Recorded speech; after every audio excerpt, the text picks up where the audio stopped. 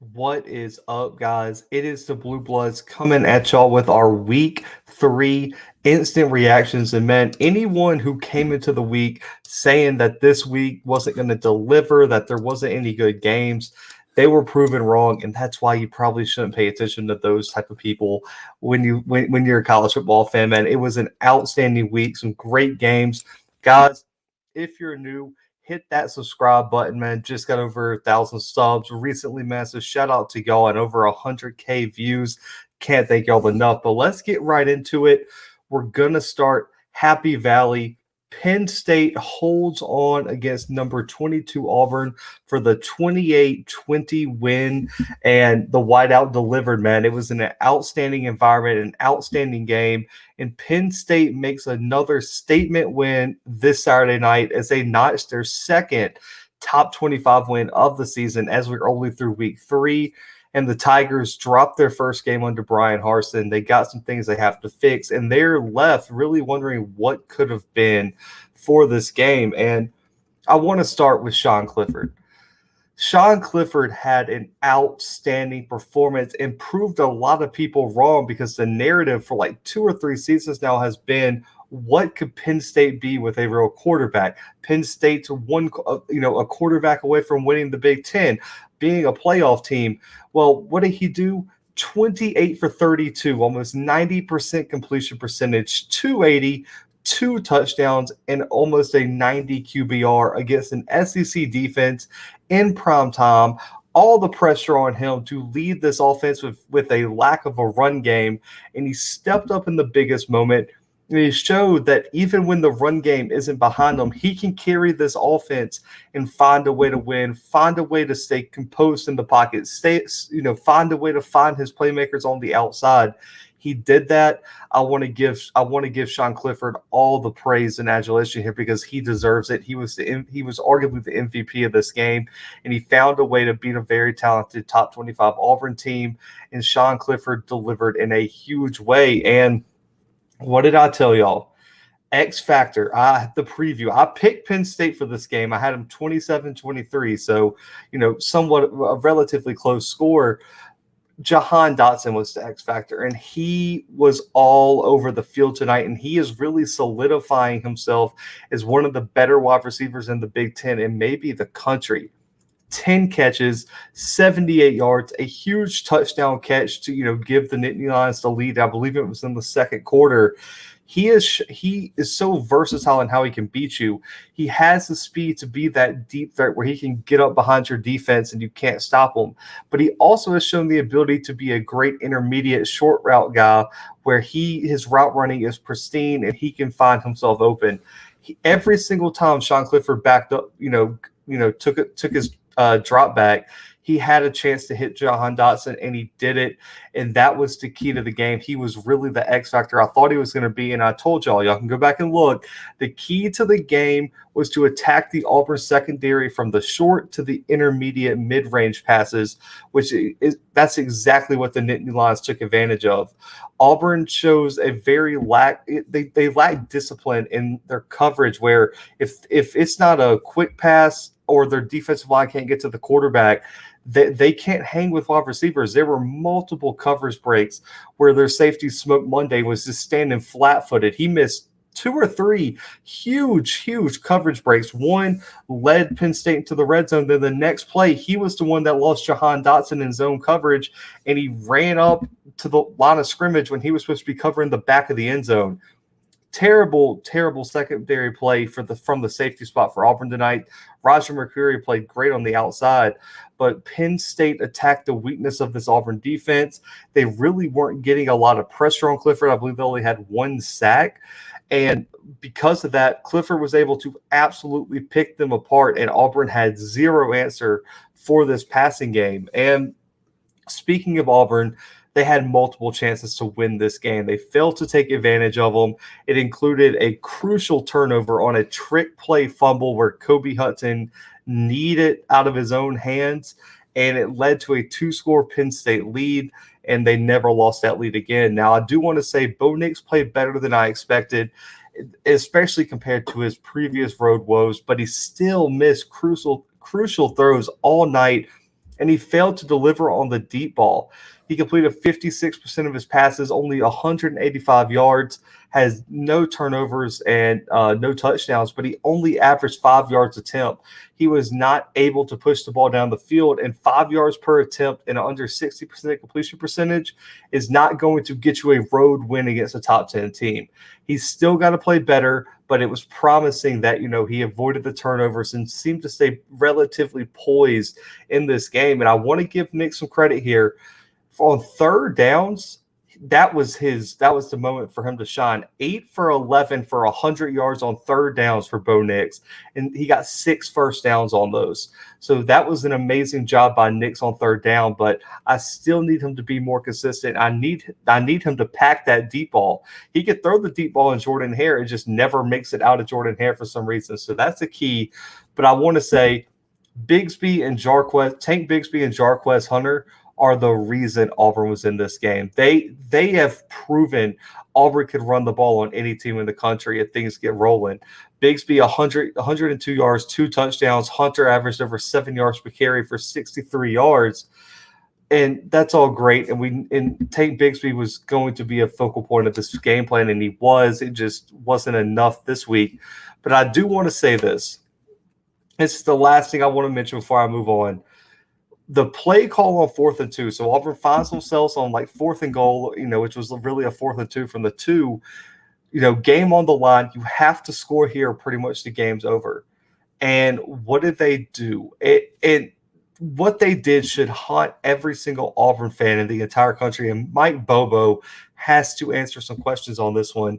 You have the best running back in the country who already has 2 touchdowns, and his backup's averaging over 7 yards per carry. And you throw a fade route. Not only a fade route, you throw the fade route to the short side of the field with 2 DBs in the area, and Nix completely botches the throw. It wasn't even close. You can live, guys. I understand. I understand he was trying to be creative, but you can live with yourself as an offensive coordinator and or a team to know that, man, we gave it to our best player in Tank Bigsby, and they found a way to stop it. That's fine. But you go for a low percentage throw with a quarterback who has not thrown a touchdown pass, who has completed under 55% of his passes, and you give it to him to end the night. There is no reason that ball shouldn't have been to Jarquez Hunter and really and truly Tank Bigsby's hands. Tank Bigsby should have done whatever they needed to get Tank Bigsby the ball on the 2-yard line. And if you're Auburn, you have to believe in yourself that if you can't get 2 yards of Tank Bigsby to win the game or tie the game, tie the game with the 2-point conversion after that, then I don't think you had any confidence in your offensive line. That play call was just atrocious, and it cost Auburn the game. So I just wanted to say that. But guys, Penn State moves to 3-0. They got Villanova coming to Happy Valley next week. Should be a pretty significant for them. Auburn heads back to Georgia State in what seems to be a relatively good matchup coming up there. But guys, we have to get down to Gainesville now, in which was just an absolutely outrageous game, one that I don't think anyone saw coming. The Crimson Tide survived their trip down to the swamp, but things got extremely interesting down the stretch. The Gators found their rushing attack and made a remarkable second half comeback. 31-29 Alabama win over the number 11 Florida Gators. And if it wasn't for a missed extra point in the first half, the Gators probably would have tied that game up at the end, and that game could have been going to overtime instead of the Crimson Tide escaping with a 2-point win. I'll start with Alabama. Another outstanding performance for Bryce Young. Listen, was he perfect? Not even in the slightest. But he got the job done and showed why he is the guy for Alabama. He's completed over 60% of his passes, 243 touchdowns, 0 turnovers, and he did that in one of the most intimidating environments in college football in his first road start. And he looked great against a solid defense, and he looks ready for the moment. He never looked overwhelmed, and he's just composed and found a way to complete passes to 8 different players on this Crimson Tide offense. So Bryce Young did his thing, and it's clear who the top 2 wide receivers are. Jamison Williams, John Mechie III is one of the best wide receiver duos in the country and are a matchup nightmare. They combine for over 110 yards and 10 catches for them. And Jace McClellan was also a running back that found a lot of success in the passing game, had a receiving touchdown, but I want to see him become a more consistent rushing threat, because that's really what made this game interesting for the Crimson Tide, is that the rushing game was so inconsistent, especially in the second half, and it was held in check almost all day. 91 yards for the day. The Crimson Tide only averaged 3 yards per carry.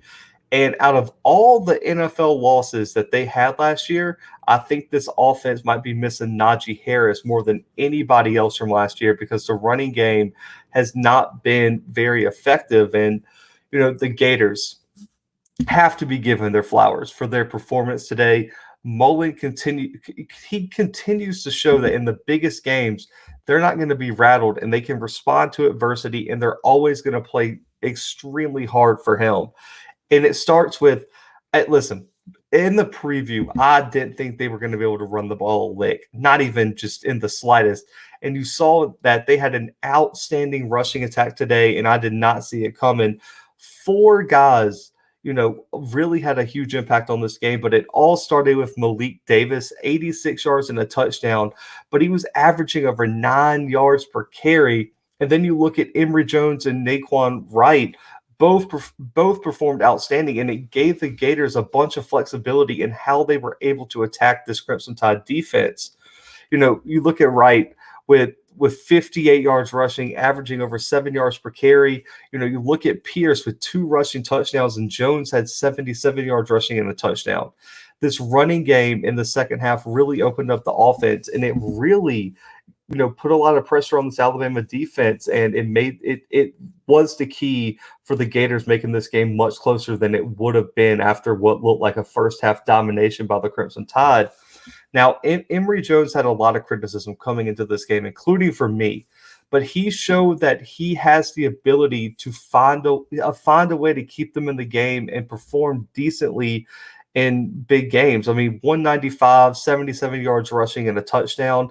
Listen, he's never going to be an elite passer, but he's a playmaker, and he can really put the defenses in a bad position if he gets his offense rolling. The one thing I always have to say is the turnovers really hurt on the interception, put the Gators in a bad position. But between him and Anthony Richardson and these stable of running backs who are starting to get better and better every week, Florida is going to compete in the SEC East, and they're exceeding my expectations already for what I had. And it just seemed like it's going to take Dan Mullen just a few weeks to get it rolling. But that game in Jacksonville just got a whole lot more interesting after watching Florida play this weekend. Now, Bama moves to 3-0. Southern Miss gets the unfortunate draw of having Nick Saban pissed off about defensive mental mistakes. So I'm sure Southern Miss is going to get a beating down there in Bryant-Denny. But Florida looks to get their first SEC win of the season next week as Tennessee rolls into town. But let's move to another important game. This one kicked off at 11. We had the number 8 Cincinnati Bearcats traveling to Indiana in a huge game for the Bearcats. And this game probably meant the world for them because the entire country was waiting for them to fail. They were down 14-0 early and found a way to come all the way back and win this game by 14, 38-24 Cincinnati. And this game had to be won, or the Bearcats had zero chance of a college football playoff berth. But the fact that they outscored the Hoosiers 28-10 in the second half was absolutely impressive to me. And it was a real statement that this team, faced with some adversity, is able to respond in such a strong way. They started out extremely slow. It was a record crowd for a non-conference game in Bloomington, and this offense stalled early, 2 early turnovers, 14-0. But in the second half, Desmond Ridder, this offense, special teams with a 99-yard kick return came alive, and Ridder showed why he's one of the most experienced, seasoned, and talented quarterbacks in the country. 210 through the air, 45 on the ground, 2 total touchdowns today. And he found ways to make plays in and out of the pocket and led this offense to just scoring drive after scoring drive and showed that he can be the leader of this team as the running game at times was very inconsistent. Now, Jerome Ford at running back, Alabama transferred, had 2 touchdowns, but he struggled with consistency, and that's something to watch moving forward because he needs to be more dynamic against some of the better defenses they're going to face coming up on their schedule, starting with Notre Dame in 2 weeks, which is going to be an absolute tough test for the Bearcats. Now, the defense showed why they're a key factor, especially in this 2-year run that they've had. They lived up to the hype with 3 huge interceptions, forcing a key fumble late to really seal the game.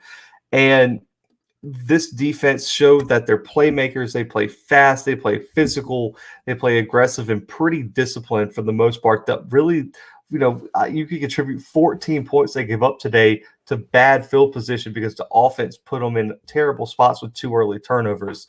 So I think the potential is so great for this defense, led by Ahmad Gardner, who I think is probably a top 2 or 3 corner in the country.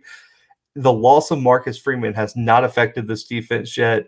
They're rolling going into their bye week. So I think Cincinnati, in my opinion, made one of the bigger statements this weekend with their huge win against Indiana. Now, the Hoosiers, in my opinion, are probably one of the better 1 and 2 teams in the country, but they've made way too many mistakes in key games. 6 interceptions against Iowa and Cincinnati. If you're going to be the top 10 team, you cannot throw 3 interceptions per game.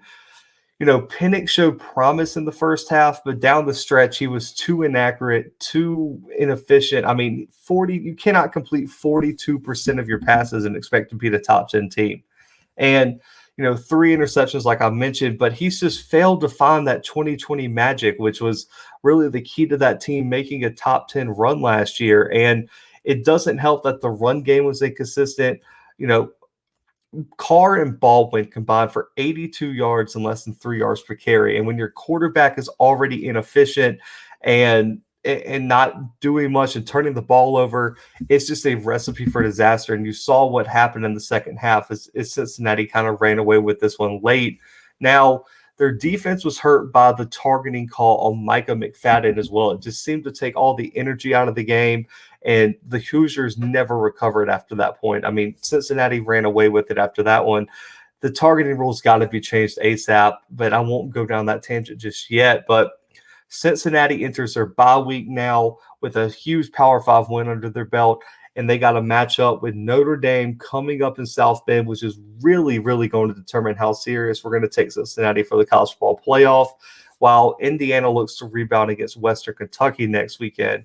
So we got to also cover this. There were two teams. I mean, we had number 3 Oklahoma and number 6 Clemson really escape and struggle wins today. And so we'll start with Clemson because so much has changed since that 73-7 domination of Georgia Tech last year. Georgia Tech gave Clemson everything it could take and more, and was 1 yard away from taking the Tigers to overtime potentially. And this game, what I want to focus on, Georgia Tech played great. We have to talk about this Clemson offense about being disorganized, lacking any sort of execution, and all the questions surrounding it. Everyone's just kind of chalked up their week 1 performance to the offense. What the offense just faced a good defense of Georgia. That's not the case anymore. Georgia Tech is not great. They played an FCS team in South Carolina State week 2. The run game's atrocious. DJ still looks uncomfortable. The only wide receiver who can go make his own play is Ross. And they just lack energy. There was no energy, no they seem to be completely out of whack all game. And this is the second straight FBS game that the Tigers have been atrocious on the offensive side of the ball. Their longest play today, guys, against Georgia Tech was 17 yards on a dump down pass to the running back in pace. This Georgia Tech defense is not supposed to be able to hold you to that. And the concerns are real for the Tigers. Tony Elliott has to find a way to solve these offensive issues before the bulk of that schedule runs around. This is the second straight time the second straight FBS game this has happened. Eventually, we're going to have to stop making excuses for Clemson and wonder how big of a lot, can we put some respect on how good Trevor Lawrence and Travis Etienne was? Because those losses are looking bigger and bigger, and it's really going to come down this year how far can the defense carry Clemson, or how long is it going to take for that offense to click in? So they have some games coming up on their schedule where if the offense plays like this, they're going to get upset. So right now I have, I'm not hitting the panic button, but I'm getting the panic button out of my drawer because this is not the Clemson offense that we have become accustomed to seeing over the last 5-6 years. Now, the Sooners are in the same boat. They were projected to blow out the Cornhuskers. Scott Frost had other ideas as the Cornhuskers hung around for a 23-16 Oklahoma win, way closer than it ever should have been. And Oklahoma had some major question marks. This is the second time in their first 3 games. Same with Clemson, 2 FBS games. They only got single-digit wins over Tulane and Nebraska. You aren't winning a national championship if you're struggling with those teams. Ole Miss just put like almost 70 points today on Tulane. That can't happen. And listen, I get it. The offense can be efficient at times, but they failed to really establish drives, and the stats are padded by those boomer bust type plays. They've become an explosive play or punt type team. They can't really put consistent drives together for 10, 15 plays. And that's not going to win you a national championship. And this is the most damning stat of all today. Nebraska averaged more yards per play than Oklahoma did. That is an indictment on both sides of the ball for Oklahoma. And the positive part for Oklahoma is the pass rush is real. They can get to the quarterback almost every play. But if they don't get the sack, the defense struggles to slow down opposing teams, and Adrian Martinez took advantage of that. Yes, the same Adrian Martinez that looked pedestrian against Illinois. He completed almost 80% of his passes for almost 300 yards and a touchdown. And you can argue, and if you go by QBR stats, he outplayed Spencer Rattler, which is a concerning development for the Sooners. I guess my take on this is that the Sooners have to stop playing down to their competition. They're better than Nebraska and Tulane, but they aren't showing. They're not showing on the field. They're playing down to their opponent, and they're not getting up for these games. That's going to cost them. You saw it cost them twice against K-State these past 2 years. You got to play consistent football regardless of who's on the field, because you can be beat any given week. So I mentioned these 2 struggle wins because there are some real question marks and concerns for both Clemson and Oklahoma after both had major struggle wins against completely overmatched opponents in Georgia Tech and Nebraska. But let's get to my final takeaways, man. I always try to keep these episodes, about 20 to 30 minutes at max. That way you guys, that way we don't have like an hour episode y'all got to listen to. But my final takeaways, man. Covered all the big games. I did want to mention a few more.